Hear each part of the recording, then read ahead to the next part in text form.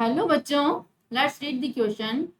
The Bohr orbit radius for the hydrogen atom n equals to 1 is approximately 0.530 angstrom. The radius for the first excited state n equals to 2 will be. We have four options. Option 1 0.13 angstrom, option 2 1.06 angstrom, 4.77 angstrom and 2.12 angstrom.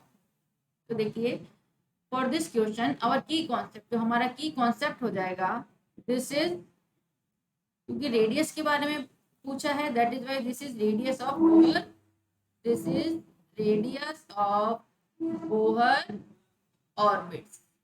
Now radius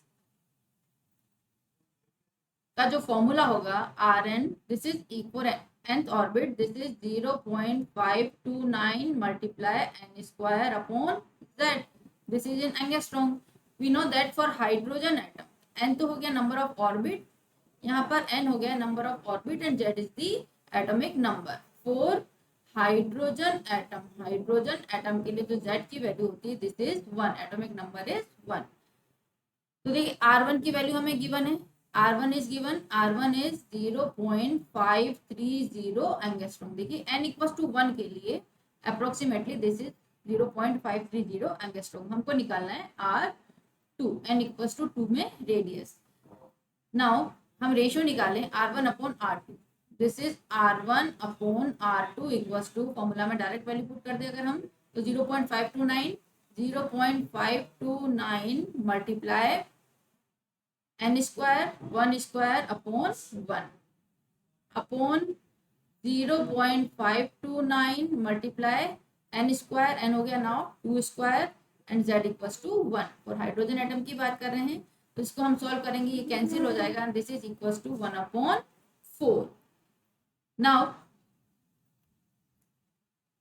R1 upon R2 की जो value हो जाएगी this is R1 upon R2 equals to 1 upon 4। अब देखिए हमें given है R1 की value दे रखी है, तो here put the values 0.530 angstrom R1, R2 हमको फाइंड आउट करना है and this is 1 upon 4।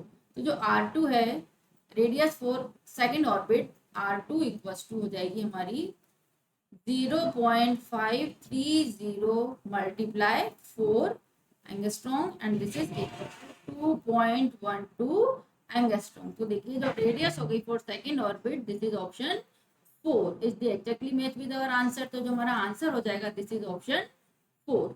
Hope you understood it well, best of luck.